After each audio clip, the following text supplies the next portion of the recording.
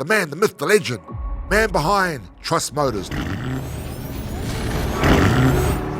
My good friend George, long-time supporter of BBM and all the work that we do in our community, but more than that, a real good friend. A new car smells better than the smell of KFC, I reckon. I think you're going to get a lot out of this conversation because his backstory is amazing. From having a stroke, I nearly died. I had open brain surgery, and it's called a subarachnoid hemorrhage. addiction, it doesn't discriminate. It affects everybody, whether you're from a good background or a bad one. George's why is his partner Monique and his 2 sons, and how he's managed to use that why to build an empire that's helping so many in the community as well. Watch this episode, share it out far and wide because it must be heard. George, unfiltered, enjoy.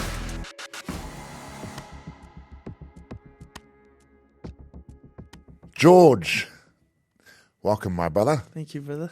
Finally got you here. I've been saving the story for a while because to me, bro, you're one of the most inspiring people I know, and very giving. But the story of where you come from, what you've overcome to where you are now is just next level. Thank you, bro. You know, I always say to our people, make sure you surround yourself with people that help you that make you want to level up, that make you want to be better, but also pick you up when you're down and that you can be honest with. And you're definitely one of those guys to me, man. So I really appreciate all of your support. Thanks, brother. Yeah. How's it going? Yeah, good. It's good. hard for both of us to sit here and we have to turn our phones off, eh? Yeah. Are you ready to turn your phone off, George? Yeah. It's but we'll get through this. Cool. How's everything going? You all right? Yeah, good. Good, man. Yeah. How you feeling about this? Good. I always have misgivings about it. You know, you say all this nice things and it still hasn't hit home, kind of caught up in the rush of things all the time, kind of what the journey's been. So it's good to sit down and sit with you and we have a proper chat about it and reflect, yeah. And I think it's cool to document it as well, bro, because this will always be here. Yeah. You know, you've got 2 sons now, so it'll be cool for something that they can come back and watch. Yeah. You know, like it's like a legacy thing because this will always be there. You know, and so you don't have to keep talking about it because here it is. You've done it on on my show. Yeah. So where did you go to school, bro? Up in Kerikeri? Up in Kerikeri. I went to a school called Springbank, which was like a little kind of farmy school. Yeah. And then I wasn't doing very well there, so I went to Kerikeri High. Wasn't doing very well there, so I got shipped off to boarding school down in Wanganui, a school called Wanganui Collegiate, which is like a private school, and that was not my vibe. Yeah. At all. It was like suits and blazers, chapel, and like it was hectic. Yeah. And that was meant to be the fix, but it was not my vibe. So probably there for about 2 or 3 years at a boarding school, and then went from there down to Wanaka. Yep. To a school called Mount Aspiring. I was there for about 9 months and ended up getting thrown out and coming back to Wanganui and dropping out of school and starting to adulthood from about 16, Is that when did things start going off track, bro? Around then? Around then, yeah. Around when I was probably 14, 15, you know. Yeah. Small stuff at first, sneaking out on the weekends and going out with the boys and starting trying substances and drinking and making big roadblocks and stuff like that in the middle of the night and throwing eggs at cars and all that kind of stuff and kind of just spiraled from there. How bad did it spiral, bro? Pretty bad. I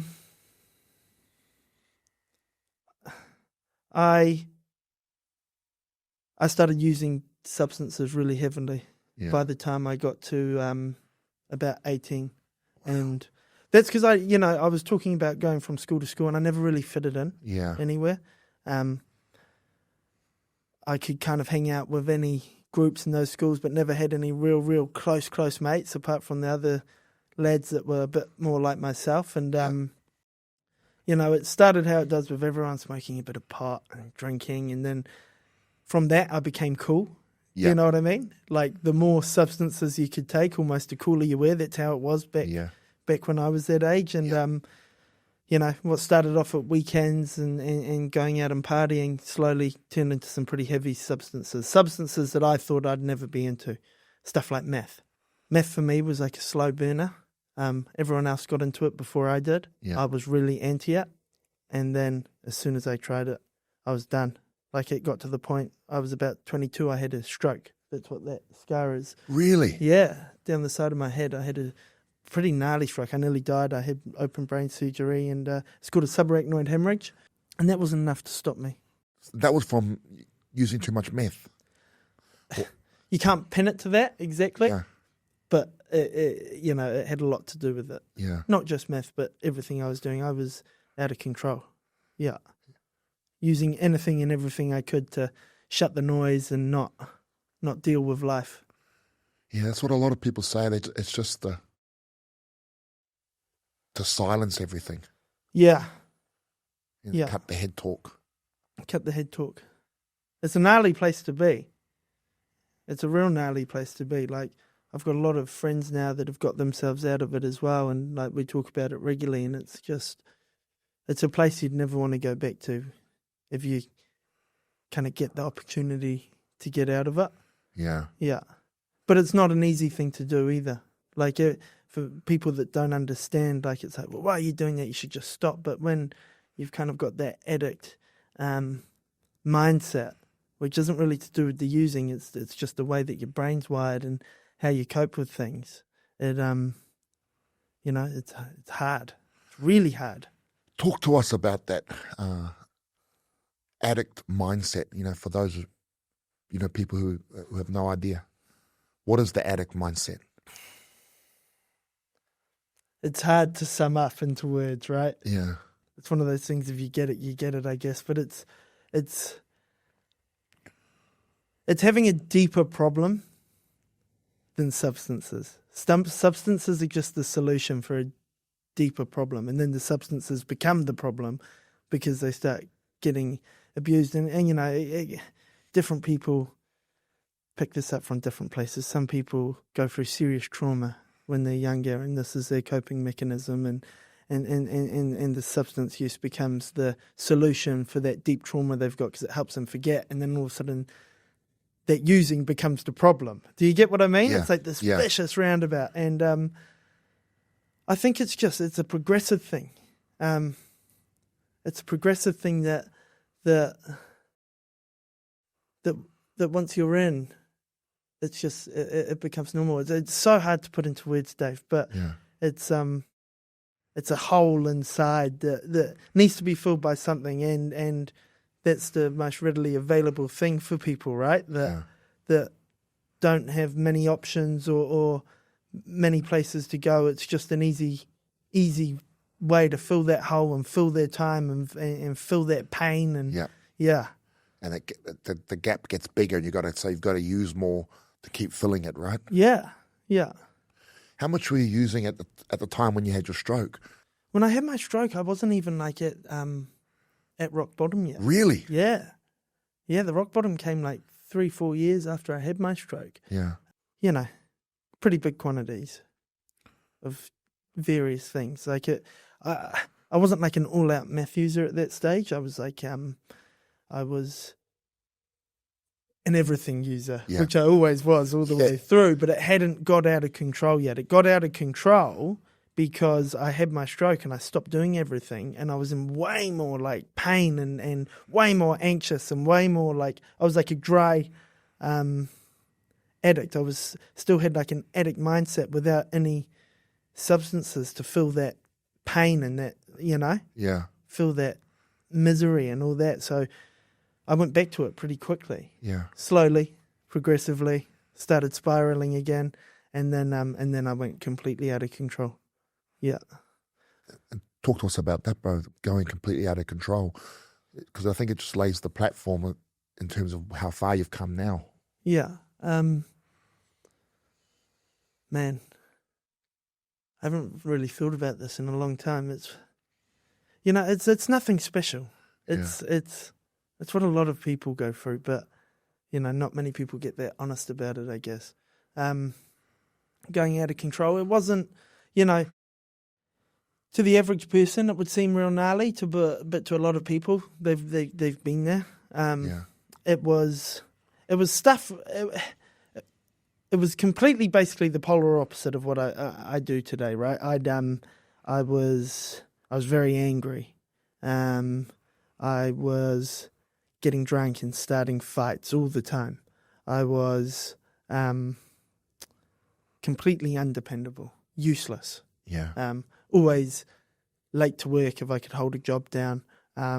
Always owing people bits of money here and there, and had every excuse under the sun to why it couldn't be paid back. Yeah. I was completely broke. Completely broke. You know, just that typical garden variety stuff. You know what I mean? Yeah. Yeah. So on the spiral, bro, what were your parents thinking? What was your family thinking? Well, you know, I don't want to go too deep into other people's Yeah. business, but they were obviously really worried. But, you know, my dad's had his own problems with substance abuse, and he was going through that at the same time as me, but he was living overseas. I hadn't, you know, me and my dad are like best mates. Yeah. And we were really close growing up, but we went through this big period of time, Dave, from when I was like 16 till maybe 23 that we didn't talk, because he was going through his own stuff. I was going through mine. My mum's like the most lovely lady in the world, but she's got her own problems with drinking on the other side of the spectrum, right? Yeah. Quite viciously. So, like, we're like this big, loving, dysfunctional family, and everyone was going I love that. A big, loving, dysfunctional family. Like, we all care about Yeah. each other, love each other, like, and there's no malice in anything, but like, it's so like out the gate back then. Yeah. But yeah, so basically, it was my brother that had to deal with the brunt of my stuff. Yeah. Man, and did he what? Like, now I think about it, far out. Like, he because he's like the only normal one, and and like, I was just kind of leeching onto him because it was like someone that kind of had my back a bit when I was going through this, and he got completely over it and ended up phoning Dad, and my dad had just got into recovery. Yeah. And he was living in Thailand, and he flew over and picked me up and took me over to Thailand, and I got involved in like a program over there that's same kind of program I'm involved in here, and I got clean. Yeah. And I got clean for about a year and a half, and then me and my dad went out using together. After all this work, you know, it was weird as, like, it was the most out of it thing. And like, he helped me get clean. So you all went out one night, Yeah. and you just spiraled down together. We spiraled down together. Bro, that's like, what was that? Was that weird going through that with your So weird.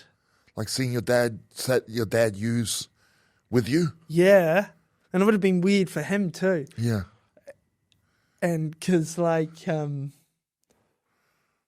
when you get clean, like, you haven't really got any other flax about from like how hard out you were when you were like using. So like, you know, it was always like war stories and stuff to each other when we were clean. And Remember that time? Yeah. And then we went out together, and it just got so loose so quick because we're both pretty like bad. And then when we're together, because me and my dad are like best buds, you know? And my dad's like a super like respectable person as well, you know, like he came from like a high corporate lifestyle, and using didn't get him till he was quite late in his life. Yeah. And so we did that. But the crazy thing about it was, right, this is where like everything's meant to be. Yeah. Like, my dad helped me get clean the first time, and he showed me how to do it, and you know, there's various 12-step programs that do it, and he got me into that, and I loved it so much, and I loved getting clean, and I had the best time of my life in Thailand getting clean. Then we both went out the gate using together. I left Thailand, came back to New Zealand. I was still using, like, and it gets worse and worse and worse. As you go further down the garden path, you got more stuff to block out, so the using goes up. Yeah. We get back here, and then I got clean again. And my dad came over, and he was in bits. He was going through some stuff. He'd been using a lot, and then I got to repay the favour, and I helped my dad get clean. Yeah. And then we've been clean together ever since. So you came back. Is that when you met your partner, Monique? That's when I met Monique. Tell us a story there, because I know you used to go there Oh, yeah. And then you said, I'll be back. Yeah. So Monique is like Monique's the reason I'm clean. Monique's genuinely. Yeah. Like there's like this saying that like you can't get clean for other people. You have to get clean for yourself. And that's true to an extent, but I got clean because I didn't want to lose Monique. And I've never had a woman in my life that like I cared about in that capacity. I'd almost given up on it. I thought I was incapable of loving and I just thought, because I just hated myself so much. And I walked into this cafe in Manukau and Monique's working behind the coffee bar. And I was just, as soon as I walked in. And I was like trying to flirt with her. And she knew I was out the gate. Like it wasn't hard to tell. Like I was walking around thinking I'm the man, cocky as. And I had nothing. I had no reason to be cocky. Like, you know, it was just this inflated ego and self-confidence of nothing. And I'm trying to kid her up. And she knew I was bad news at that time. And she was like, I could tell that she liked me, but I could tell that she thought this guy's like not quite right. Yeah. And I'd finally had enough. I'd caused all this drama. I'd had this weekend of rock bottom where I didn't want to be alive anymore. But what was the rock bottom? Talk to us about that before we get to the recovery. I've had a few of them. Yeah, I think we hear. That's like a trend of us that have been through it. Yeah, we've had quite a few rock bottoms. Yeah. What was the last rock bottom where you thought, okay, this is it? Okay, well, I've got two, right? Yep. So this is what drove me into rehab the first time, to get clean in New Zealand. I'd gone out with my brother and his fiancée at the time, and I'd just been a real dickhead. I'd got drunk on coffee martinis or whatever they're called, and with my brother and his fiancée, and then I'd try to fight like a staff member in some really nice bar for absolutely no reason. I was just blackout wasted. My brother told me to go home and like cool off, and I took real offence to that he didn't have my back in this situation that I felt he should have, you know. And I'd gone back to his beautiful house in Ponsonby. I smashed it to bits. I got in a van, slashed its tyres before I got in it, then decided I wanted to go and score. So I drove this van that I'd just slashed its tyres, hit like 5 cars, driven back to his house. The police turned up. I'm outside like balls naked, trying to fight all of these like police officers, prove that it was me kind of thing. Yeah, going off my rocker. And then went inside and cut my wrist with a knife and wrote like, fuck you, like all over the walls and blood and stuff. Shit. To like at my brother kind of thing. And I'd woken up the next morning and I was nearly dead because I'd lost so much blood. But I'd just gone and put myself to sleep. And my brother was like, nah, I'm done with you. Yeah. Yeah. And I went into rehab the next day. Far out. It's the feeling of guilt, eh? Oh. So I've done something similar where I was at a party and I put my just blind drunk, bro. Yeah. Just ended up fighting with the people there, and then I was punching car windows. Yeah. And that's, I don't know if you could, all my arms tattered now, but all under there was like 100 or something stitches. Yeah. But I just wrapped my t-shirt around it, kept going. And then they tried to take me to the hospital later, and I jumped out of the car. Yeah. You know, and woke up and go, oh, what's going on? Yeah, bro. I had to go to A&E and there was this, oh, bro, it was so bad. And just the regret. Oh, the regret. I woke up and every like window in his house was smashed, bro. Oh, and man. He's just standing there. And I could see he was done, you know, and he stood by me a lot, more than anyone. Yeah. Hey, and that feeling of, and now he, you know, he was renting that house and he was looking at getting evicted because the neighbours had all over his like little fucking cunt of a brother. Yeah. You know? Fuck. And so I went to rehab and I did that, you know, selfish as this sounds, real, like now I look at it, I did that to get everyone off my back. Yeah. I don't know, I wasn't ready to go yet. Yeah. But before I went in, I drove to where Monique worked, and I said, I'm going to rehab, and when I come out, I'm coming back for you. Yeah. And I'm going to be a new man. Yeah. She like all this stuff, and they're like, who is that? And she's like, I don't even know. And so I went, did rehab, did like 5-6 weeks in the rehab, used in the rehab, met all these new friends that were really, really bad for me. Yeah. And came out and played this big facade to Monique that I was, and we got together. And I fell head over heels in love with her straight away. Yeah. And I managed to rope it back in and stay clean for like 3 or 4 months. And then I started using again in secret. She had no idea. She doesn't know what using is. She hasn't been around any of this. I want to get it straight to everyone. Monique is like this beautiful soul who's never been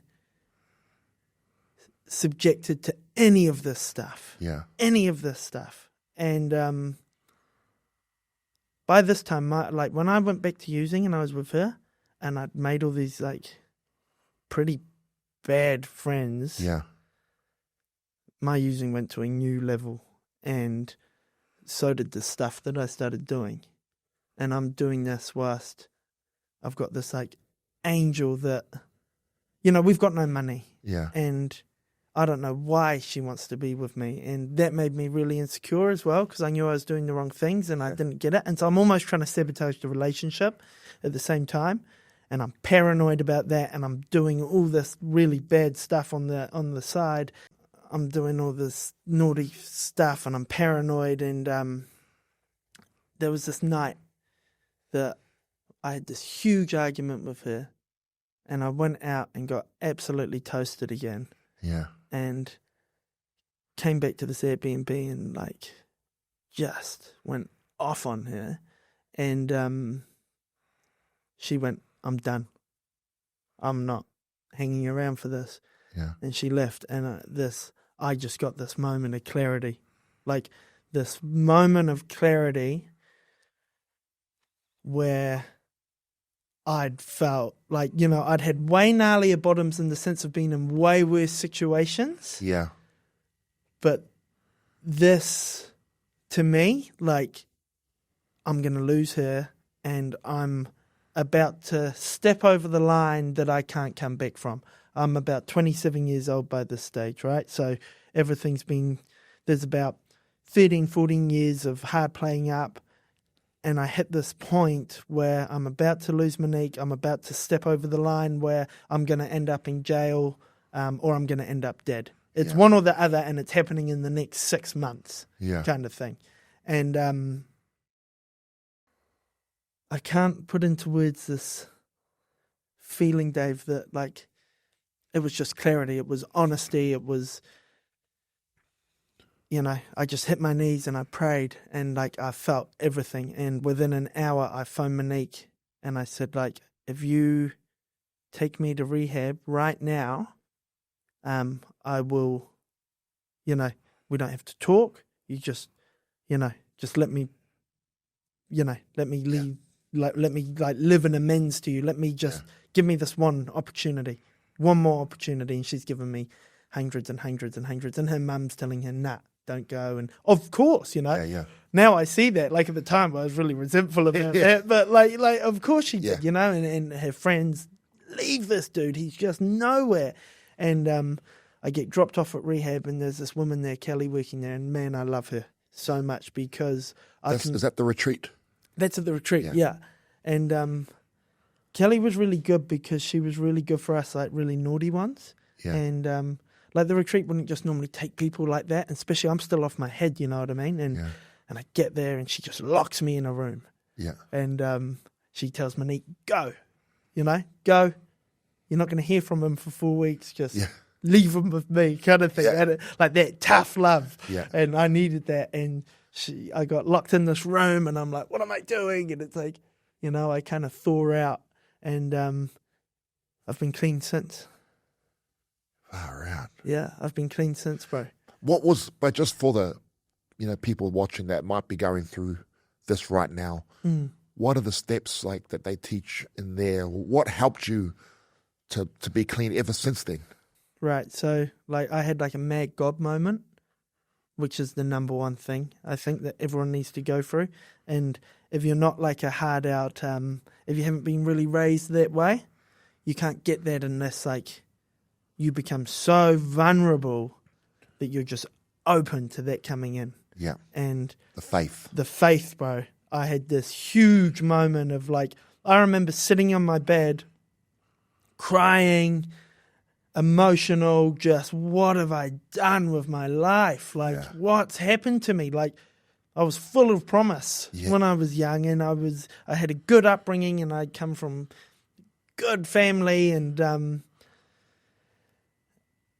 what's gone on, you know? And I just started praying, and I swear to you, bro, like it sounds crazy, and like if you said it to me, if you like whatever, and bro, I swear, like I heard God talk back to me, like I swear, like hands down, and it was like everything's gonna be okay, and I just felt it and goosebumps, and I just knew then, and like, and now I look back at the situations I've been in, like I should be dead, and I'm not, for a reason, Like I've always been looked after. All the crap stuff I've done is me. Like it's me running on self-will. And so through the rehab, like rehab's one thing. It gives you a respite. It gets you out of your environment and out of your situation, and gives you enough time to mellow out and to start thinking straight. But then you've got to start putting in the work. Which, you know, I've got a friend called Pete who has been clean for like 40 odd years, and if he heard this, he'd be cracking up because I'm the worst at putting in the work. But he's always pulling me in line, and like you need that. Like I'm just surrounded by, like, you know, my friend Josh, my best friend in the world. We were out using together, and he's been clean now for years as well, and he's gone through his own journey, and we always talk about like just good positive things and about what using was and what life is now, and you know, you go through a 12-step program. Like if anyone's struggling, that's exactly what they should do, because that's where the magic is. And you know, I feel good talking about it because I need to hear it myself still. I still have to remind myself what I've been through, where I've come from, and that I need to keep putting in the work too, which I am terrible at sometimes because I get so busy. And with the business and the family now and all that stuff, that I forget about this stuff that we're talking about now. And I need to have more gratitude in my life for where it is now. Like I've been pretty down the last 6 months because I'm just all like this new life I've got. But look, really, where it's come from the gutter. So for someone watching this who may be using right now, where you were a few years ago, stuck in the gutter, thinking there's just no way out, what advice would you give that person? That life is so much better on the other side. Like it is so much better, and however impossible it feels to like get out of this pattern that you're in now and to get vulnerable and just surrender to it, just literally like from like the pits of your guts to like, I've had enough. Go and get help. You can't do it on your own. You can't do it on your own. You need help. You need other people that have been through the same thing that you've been through to take the burden and just guide you to getting well. Because like that's the beautiful thing about addicts and alcoholics and all that kind of people that have got clean today. Like they love helping people that are doing this because it makes them feel good too, and it reminds them where they've come from. And, you know, that's what they're all about. Like these people, they're just beautiful people. And don't be shy to ask for help. Nah. Look at a program like the Retreat, AA, those types. Yeah, I reckon. Yeah. And or church. Yeah. If you come from like a churchy family. Yeah. Just surround yourself with people who have been there and done it. Yeah. Overcome it. There's no judgment. Yeah. You helped your dad.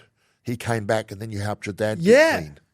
Yeah, that's right. So Monique gave me that chance. I got clean, and then Monique got pregnant, like literally straight away, which was cool. And we got our own little place. And then my dad came over, and man, he was in a world of hurt, and I got to repay to him what he did for me. Yeah. You know, it's all part of like like a bigger thing. Yeah. Like it's almost like Dad got me over there to show me how to do it, so that when this time came, I knew what to do to help him, like kind of thing. Do you know what I mean? Like it was crazy. And then we got clean together, and we've both like just been best mates, just living life and having fun. So how long have you been clean now, both of you? I got clean in 2019. Wow. Yeah. I got clean in March 2019, Yeah. and then we started Trust Motors in June 2019. Really? Yeah, and so Jono got clean April 2019. Wow. Yeah. So talk to us about Trust Motors. How did that start? Where did that come from? The funny story about when you were trying, because you come out and then you're trying to find names. Yeah. Okay. Because we were all like spiritual and zen, Yeah. right? Straight out of rehab. Straight out of Like, yeah. faith. Yeah, We got the found faith. faith. We're ready to go. And like I was dropping names like the Good Karma Car Company. And like, and Jono came up with Trust Motors. And like we built the brand on like we wanted to build a car business that was like what was all about what we were going through. So the principles of Trust Motors are all about openness, honesty, willingness to go the extra mile for our customers. Yeah. No smoke and mirrors. Like we just want to just raw, good business. Yeah. And that's where the name Trust Motors came from. We wanted to flip a script because I feel like car dealerships have come a long way in the last 5 years.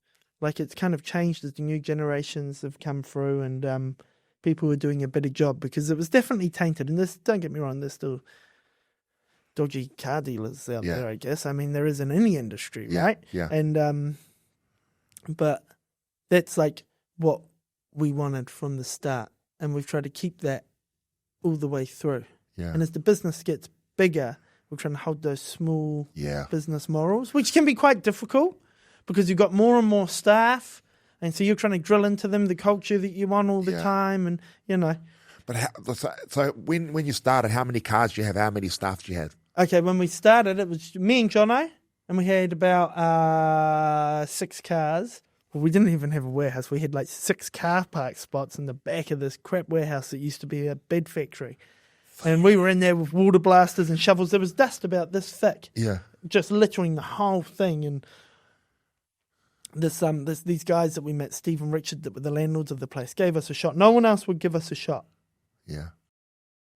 And they did. Like you literally started, you had no money. No money. 6 cars. 6 cars. And it's like not the cars you have now. These are 6 like normal cars. Yeah, six. People see the cars you have Toyota now. Betas and Vitzes, and nothing wrong with those at all. It's just like that's what we had, 6 of those, and that's where the journey began.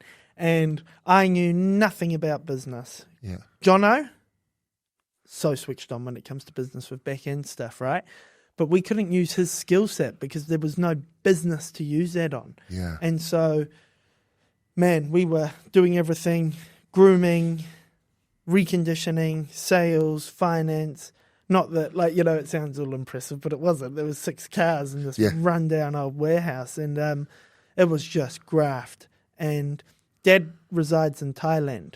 Yeah. He has for the last, like, kind of 20 years, most of the time. So Jono would be here for 6 months, and then he'd go for 6 months, and I'd be doing it on my own. And it was my baby. You know, I've never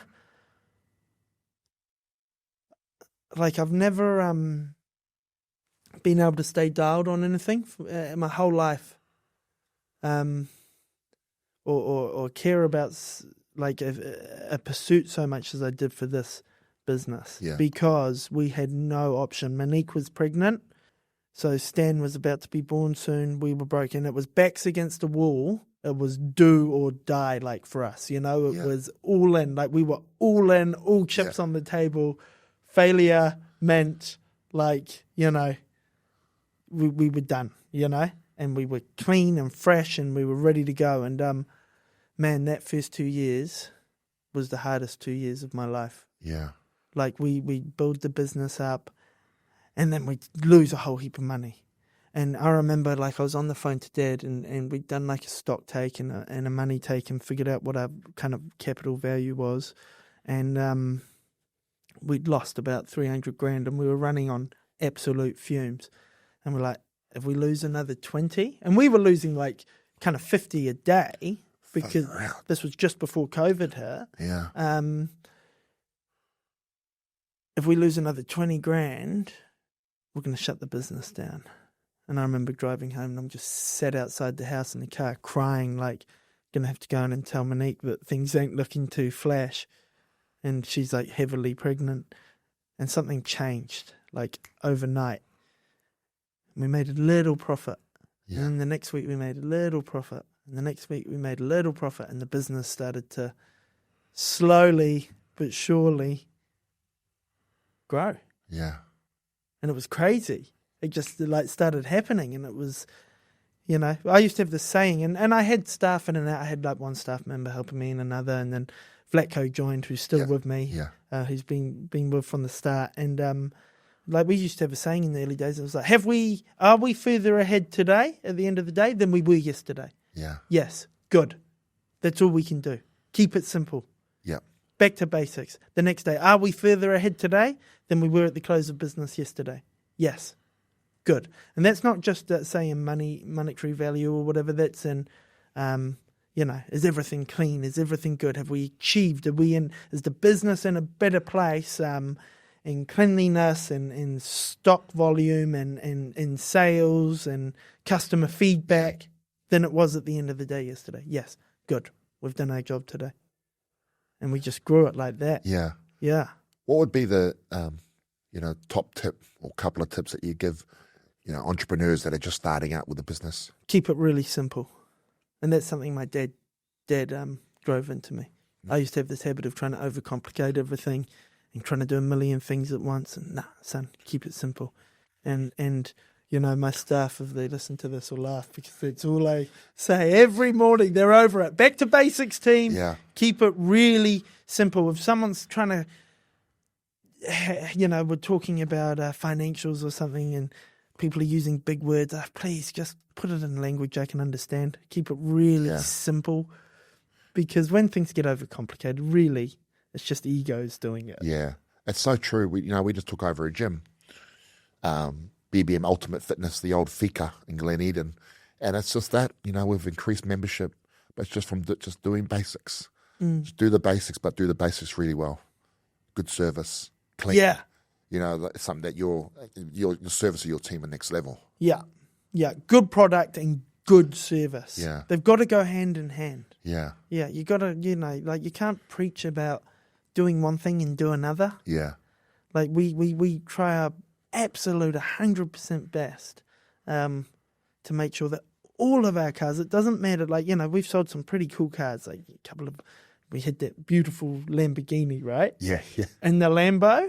And say something like a Holden Captiva, a family SUV, they get the same treatment. Yeah. There's no different. Yeah. Like we recondition our cars. I like to think that it's like a brand new car, a Trust Motors car, then a used car. Yeah. We try to make our cars as close to brand new as we can, the reconditioning line, and then our service is so important, and that's something that really helped our reputation straight from the early days. It was all about connecting with people and making sure they're comfortable, and we're just fully transparent. We're not pushy on them. They come in and have the Trust Motors experience. Yeah, Trust Motors experience. I love it. Yeah, I go there just to have that experience, just sit around. Yeah, just sit in there and have a coffee, have a Coke Zero, and just be around the energy. Look, dream of some cool cars. Yeah. Sometimes leave with cool cars. Yeah. Which I haven't told my wife about. But talk to us about you shared with me one time where you had a prayer, if you help me get through this. Yeah. So this was around that time that I was talking to you about, where everything was really, we didn't know what was going to happen, right? And it was when I had that breakdown outside the house, and it was, God, if you can help me get through this, like, I promise that we will, like, if we can get this business going, we'll give back. Yeah. Somehow, however that looks like, like we do something, like, to give back to the community. Like, we don't want to be greedy or anything, Yeah. And, you walked in 2 days later, and I didn't even know who you were when I first met you, Dave. And remember, you walked in to look at that GMC. Yeah, the big ute. Yeah, to use for the food runs. Yes, we were picking up food and stuff. I wanted a big V8 to pick it up. Yeah. Well, it had the big tray on the Tray back on it, as well. Yeah. American GMC. Yeah. Yeah. And that's when you rolled in, and it was like, how crazy is that? Eh? Yeah. Like, that is really crazy. When you told me that story the first time, I was going, that's just unbelievable. And I keep repeating that story. It's just, it's so cool. And because around the same week as well, like, I've never told you this, but like, you were on my mind, not you as a person, but the BBM brand. Yeah. Because your old BBM down Ryan Place. Yes. That's like where a lot of our panel shops were, and I was running cars to get panel and paint done and some of the servicing and stuff like that. And I remember this huge traffic line just blocking up the whole of Manukau going into this BBM, and I was like, what is that? Like, what is that place, BBM? And then bang, you came in like a few days later, and then it was like cool, like, oh, BBM, that's you, rah, rah. And then we became boys and started doing our thing. That was so cool. That time when we blocked traffic off, so that was like we had, it was like the perfect storm, because the day before we had literally pallets and pallets and pallets of nappies arrive. And so I just did a live. So we got some nappies here. Come and get it. Lockdown had just finished. People were, but there's all these rules around, and so all these people rushed to get, because people were doing it real tough. And then I had all this food turn up. So I had already had the word get around that I had these nappies. And then I said the next morning, I said, look, we're going to do a food run. Come get it. And then I'm getting off, I'm coming to work, and I think we started at 9, this food run. And it's about 7. And I noticed all this traffic at the motorway off-ramp. And this is like still COVID, so there's not much traffic on the road. And I get off at Lambie Drive, I was going, fuck, there's a lot of traffic. What the fuck's going on here? Yeah. And so I start driving, and I get closer to, we're actually on Jack Conway, which is off Ryan. Yeah. And I went, oh, fuck. This is for us. And man, it was hectic. It was hectic. Like, bro, we actually shut down Manukau. All exits and like all into that street. Yeah. Ryan and Jack, it was just chaos. Yeah. Where I got there and I said to the team, man, we're going to have, I had people all around trying to find boxes, coming with utes filled with boxes. I'm having to buy all these bloody boxes of storage things. And we just packed and just gave out food all day. And I remember the police came and they were hacking me a hard time. And I was going live at the time. They said, what are you going to do about this? I said, well, fucking nothing. Like, obviously, there's a need. I said, you help McDonald's and KFC when they fucking open. Why don't you help me? Get out there and direct fucking traffic. And the guy who was hassling me actually got in real big trouble. Did he? Yeah. Good. From superiors, because they think this is such a bad look. Yeah. Like we should have helped this guy instead of coming and trying to make me shut this whole thing down. Yeah. But it was, not long then I went because we needed, like, we had to scale up all our operations, you know, and that's when we went to come with that van. So, man, it's such a cool story, man, and you've helped ever since. Yeah. What's the, because you just have like this, anything I come to you with, in terms of the community work, what drives you to want to support so much? Well, I made that deal with God, number one, right? And number two, when we connected like we did, and like just the work that you do is unreal. Like there's not many places or there's not many people like you, right? In the sense that it's like you give without wanting anything back. And that's what we want to support. Like there's no strings attached to it. Yeah. It's just raw, like and you do so much for so many different segments. It's like one shop for everything almost. You know what I mean? Yeah. Like you're out there helping kids at Christmas, which we love, Yeah. Especially now that I've become a dad and got my own kids, like that really makes me feel good. And just that you're out there just doing it, bro. Yeah. Yeah. Like for everything, it's like if we donate in other spots, it's like that just goes towards that one thing, where with you it's just spread across all these different people in need for different things and different reasons. And and we're in the same community. We're in Manukau together doing business in Manukau. Yeah. We should be supporting the communities we're in, right? Yeah. It's so important, for community and businesses to work together. Definitely. I think the model that we have is that's the model that works. Yeah. John always put it to me, my dad, it's our corporate responsibility. Yeah. And that's right. And I think that's like quite an old school thing. And I think that's almost been lost. Like I think businesses used to do a lot more in that sense back in the day. And now it's like, doesn't happen as much now. Yeah. Yeah. It's like just as the thing, if you can't help, you should. Yeah. And then you'll always blessed in return, which is what's happened with you. Yeah. I mean, what's the point in like doing well and succeeding in life if like it's from like a selfish place? Yeah. Yeah. Yeah. And I'm reminding myself of this more now that we're talking about it. Like there's more I should be doing. Yeah. Yeah. Because people will say to me, why do you give so much? And I said, well, people help me. Yeah. When I had nothing, people helped me. So it's important that I have to give back. And, when you talked about earlier, that you should be, dead or in jail. Yeah. And it's the same thing for me. I always think, when I got this award a couple of days ago down in Wellington, I thank God for keeping me out of prison and alive. Yeah. And I think for both of us, bro, it's miracles that we're here. Yeah. And that we can't waste that miracle. 100%. Do you still get mad imposter syndrome? Like, do you ever get it like where like you look around at kind of where your life's like, because it's kind of on the same timeline, right? Yeah. In a way. Yeah. And like where you are and go like far out, like I don't like, not necessarily don't deserve this, but like it's like just crazy where you're at and like. There's moments still when I'll have old thoughts. Yeah. Of the stupid shit I used to do. Yeah. When you sit up in bed and, you go, and the missus goes, what? Oh, nothing. Yeah. You don't want to know. I still get that.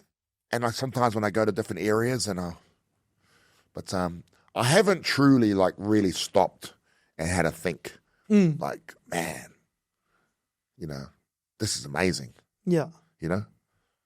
I think when we went on holiday, even when we went to Thailand together, moments like that where you stop and you're away from everything, that's when I sort of have those moments of like, man, this is pretty cool. Yeah. Very proud that you can experience these things with your family. Yeah. And your friends, Yeah. Yeah, that's the best part. But, bro, I want to talk about your advertising. The way that you guys market yourself is next level. Oh, thank you. I can't wait for this latest ad to come out. Yeah, with the onion dip. Onion dip. Why don't I put this onion dip on my chest? Yeah. Chance, Fisher Harris there. Oh, they're legends. Just for, again, for tips for other business entrepreneurs, what's your strategy? How do you figure out your strategy for your advertising? To be honest, we don't really have this mad detailed strategy. It's keeping it simple. Again, all it is really is our marketing's progressed with the growth of the business in a sense of I feel like our products got better and better and better. Yeah. Which helps the marketing because you're marketing something dope anyway. So it dials in straight away. But it's just trying to, I don't want to sound cocky or anything here. I want to be as humble as I can, but I don't think our marketing actually paints a good enough picture of what the real experience in shop's like. Our marketing's sick, but the in-shop experience is better. Yeah. Yeah, it's once you walk in the doors. It's like I say at BBM, just walk in the doors and you'll understand. Yeah. There's this feel. Trust. Because the staff are just so cool and so good and they live and breathe Trust Motors and because they're in there and they're part of the culture and they know what it's about and they feel good doing it. They can sleep well at night knowing that they're doing a good thing, I reckon. And but with the marketing, it's just trying to align. I was reading this marketing book. I'm trying to remember what it said. And it said it was basically that your marketing should be more than the reality of the product. And I completely disagree with that. Yeah. I think they should just be on par. You should be showing off in the purest form the product that you're selling. And that's what we really try to do. If anything, you're underselling. Yeah. Because the marketing, your marketing's next level, but then when you walk in, it's even better. Yeah. You know? Yeah. It's pretty cool. So where you started with 6 cars in the back of some dusty warehouse. Where's Trust Motors grown to now? We've got too many cars. We can't bloody squeeze them all in. Me and John are like really humbled and really proud that 6 months ago we got to buy the whole building. Yeah, that's just next level. And that was an unreal feeling. It's been really stressful since, because it's it's a fucking block. It is a block. Bought. It's like a proper, what do you call it? It's like a compound. Yeah. Hey, like it's not just yours. You've got other businesses that are a part of this thing that you bought. And so and we're just so happy, because it just gives us security for the business. It's for no other purpose than that. Do you know what I mean? We want to secure the longevity of Trust Motors for us and for our staff and for our customers. It felt like it was the natural next step, and it was hard, man. Me and John, I don't live flashy lives. Yeah. Do you know what I'm saying? Yeah. I genuinely, and we actually don't. We're not out flaunting this and flaunting that. We stayed humble so we can just continue to pour all the money back in the business, to grow it strong, to keep doing the right thing by our customers, to improve the product, to improve the resources. Buying the building was a big step for us in doing that. And it was don't get me wrong, it was hard to do. The last 6 years of blood, sweat and tears went into doing that. Yeah. And now we've got another 10 years of blood, sweat and tears to pay it all off. The cool thing as well, though, it's a legacy. It's a legacy, and it's something that you can leave for your kids. Yeah. And your grandkids, Yeah. So the crazy thing is with that street, bro, that you've just bought that compound is the history that my family have there. So my dad and my uncle, they got a history like us, I guess. But my father, we ran a hydroponic shop there, which I worked in part-time while I was going to uni as well. And I lived in case it got, ram raided or something, which it actually did get once ram raided. But I was at the movies and I felt like shit. When I got back from the movies and I saw the police there, I went, oh man, I've let my family down here. I should have been here, stop them coming and ram raiding us. Because the hydroponic shop, we weren't growing weed there. Yeah. That was somewhere else. But we were selling all the equipment to sell weed, which you're allowed to do because it's the same equipment to grow tomatoes. But, so we had that shop there. We had a couple of warehouses there too. And then right opposite you guys, we had our bike shop, which my sister Vicky worked, my late sister Vicky, rest in peace. She worked and we sold all the mini choppers and cheap bicycles for kids. Cool. TLC bikes, it was called, if you remember that. TLC bikes. That was right opposite your shop. Right across the road. And then across on the left of your shop where the food bar is where we had a couple of warehouses where we stored all the cars. Yeah. Lincolns, Cadillacs, Range Rovers. And it was funny because at that time I was actually driving. I always liked cars, George. Yeah. At that time I was driving a Mercedes limousine. Were you? How old were you then? I would have been in my early 20s. Oh, cool. A Mercedes limousine, a 560 stretched. And it was a left-hand drive from Singapore. And it was mint.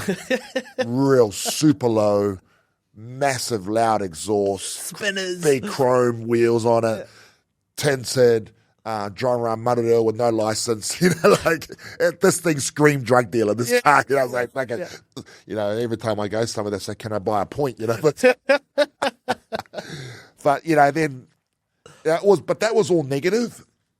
And now to come back to that same street, Norman Spencer Drive, where you guys are, Trust Motors, it's doing so much positivity. It is, it's amazing. It's amazing to be around. The memories of that. So it's cool now because, we have got a lot of good memories there, some bad memories of when everything shut down, but to come back now and reform some good memories there. It's good. It's cool, man. Yeah. It's got a good karma, that street. Yeah. It's all God jobs, everything. It's God all jobs. Yeah. Yeah, that's what it is. Yeah. There's so much stuff that I can't explain and I can't take credit for. Yeah. That stuff has just fallen into place. When I was trying to push something the other way, something else happened that I thought was a disaster, and it was for the greater good, Yeah. Yeah. last question, bro, that I ask everyone that comes on. What's your why? What keeps you going? What gets you up when you're down? Monique and my sons. Yeah. Yeah.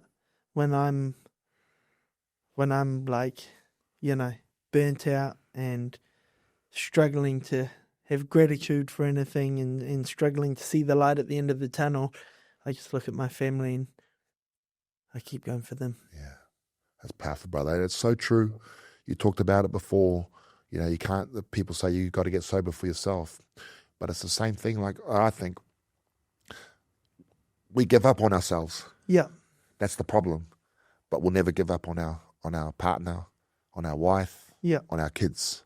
So that's why it's such a powerful why. Yeah. Yeah. The most. Yeah. Yeah. I think the most selfish thing you can do is kind of turn your back on your family and go and run your own self-will and not care about them. It's got to be about them. Oh, man. Thank you so much for coming in, bro. Honestly, man, it's from the bottom of my heart. Man, I love you, brother. And you're just such a inspiration to me. And, man, I just love being around you, bro. So Me too, brother. I'll make it to you. Yeah, bro. absolutely. Let's go. Yeah, let's go. Off to China soon. Yeah. Hey, Kareem. If you made it this far, thank you so much for the support. It really does mean so much to us. Don't forget to like, share, and subscribe, and comment on our videos, and share this out. These stories are so inspiring, and they need to be heard by everyone. Thank you so much, team.